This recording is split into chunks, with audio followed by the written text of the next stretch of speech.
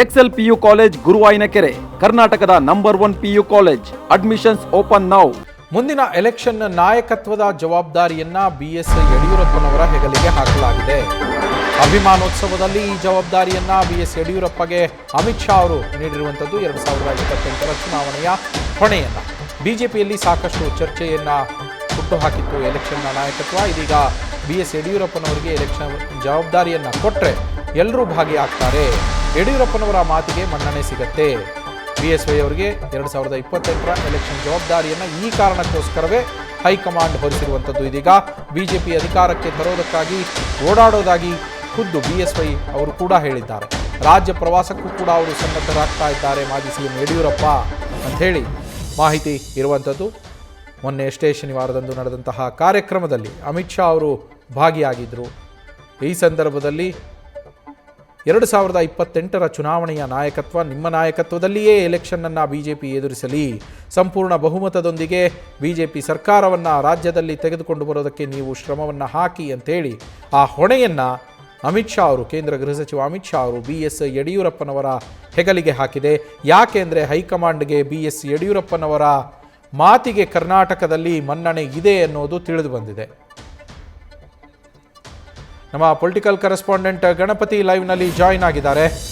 Ganapati, BS ಯಡಿಯೂರಪ್ಪನವರಿಗೆ ಮತ್ತೆ ಹೊಣೆಯನ್ನು ಕೊಟ್ಟಿರುವಂಥದ್ದು ಏನೆಲ್ಲ ಕಾರಣಗಳನ್ನು ಇಟ್ಕೊಂಡು ಹೊಣೆಯನ್ನು ನೀಡಲಾಗಿದೆ BJP ಹೈಕಮಾಂಡ್ನಿಂದ BSY ಅವರಿಗೆ? ನವೀನ್, ಖಂಡಿತ ನೋಡಿ, 2018 ಜೊತೆಗೆ 2023ರ ವಿಧಾನಸಭೆ ಚುನಾವಣೆ ನೋಡಿದಾಗ ಹೈಕಮಾಂಡ್ ನಾಯಕರಿಗೆ ರಾಜ್ಯ BJPಯಲ್ಲಿ ಒಬ್ಬ ಮಾಸ್ ಲೀಡರನ್ನೇ ಹುಟ್ಟಾಕೋಕೆ ಸಾಧ್ಯ ಆಗ್ತಿಲ್ಲ. ಕಾರಣ ಏನು ಅಂತಂದರೆ ಯಡಿಯೂರಪ್ಪನವರ ವರ್ಚಸ್ಸು ಜೊತೆಗೆ ಬಲ ಅಷ್ಟರ ಮಟ್ಟಿಗೆ ರಾಜ್ಯ BJPಯಲ್ಲಿ ಇತ್ತು. ಜೊತೆಗೆ ರಾಜ್ಯ BJP ಎಷ್ಟರ ಮಟ್ಟಿಗೆ ಇದೆ ಅಂತಂದರೆ BJPಯಿಂದ ಯಡಿಯೂರಪ್ಪನೋ ಅಥವಾ ಯಡಿಯೂರಪ್ಪನಿಂದನೇ BJPನೇ ಅನ್ನೋ ಪ್ರಶ್ನೆ ಸಾಕಷ್ಟು ಬಾರಿ ಹೈಕಮಾಂಡ್ ನಾಯಕರಿಗೆ ತಲೆನೋವಾಗಿತ್ತು. ಮೊನ್ನೆ ನಡೆದಂಥ ಒಂದು ಸಮಾರಂಭದಲ್ಲಿ ಯಡಿಯೂರಪ್ಪನವರ ಒಂದಷ್ಟು ವೇದಿಕೆ ಕಾರ್ಯಕ್ರಮದಲ್ಲಿ ಸ್ವತಃ ಅಮಿತ್ ಶಾ ಅವರೇನೇ ಯಡಿಯೂರಪ್ಪನವರಿಗೆ ಒಂದು ಸಂಪೂರ್ಣವಾದ ಒಂದು ಜವಾಬ್ದಾರಿಯನ್ನು ಕೊಡ್ತಾರೆ. ಮುಂಬರುವ ವಿಧಾನಸಭಾ ಚುನಾವಣೆಯೂ ಕೂಡ ನಿಮ್ಮ ನಾಯಕತ್ವದಲ್ಲೇ ಹೋಗಲಿ ಅಂತ. ಅಂದರೆ BJPಯಲ್ಲಿ ನಾಯಕತ್ವ ಹೊಂದಿದವರೇನೆ CM ಆಗ್ತಾರೆ ಅನ್ನೋದು ಪ್ರಶ್ನೆ ಅಲ್ಲ.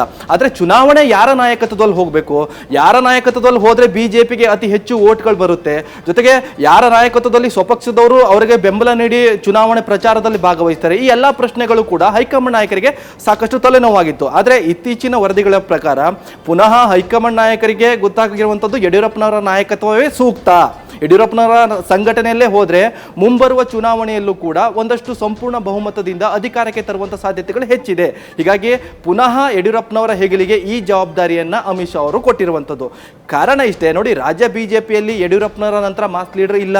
ಜೊತೆಗೆ ಯಡಿಯೂರಪ್ಪನವರ ಸ್ವಪಕ್ಷದಲ್ಲೇ ಸಾಕಷ್ಟು ಬಣ ರಾಜಕೀಯ ಆಗಿದ್ರೂ ಕೂಡ ಯಡಿಯೂರಪ್ಪನವರ ಆ ಒಂದು ಮಾತು ಎಲ್ಲ ನಾಯಕರು ಕೂಡ ಕೇಳುವಂಥ ಸಾಧ್ಯತೆಗಳಿದೆ.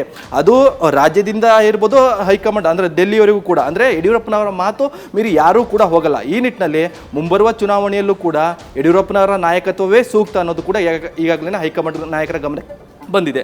ಈ ನಿಟ್ಟಿನಲ್ಲಿ ಜೊತೆಗೆ ಈ ಜವಾಬ್ದಾರಿ ಕೂಡ ಸ್ವತಃ ಯಡಿಯೂರಪ್ಪನವರಿಗೂ ಕೂಡ ಹೈಕಮಾಂಡ್ ನಾಯಕರು ಕೊಟ್ಟಿರುವಂಥದ್ದು. Naveen, thank you Ganapathi. News first, ನಿರ್ಭೀತಿಯಿಂದ ನಿಮ್ಮ ಪರವಾಗಿ.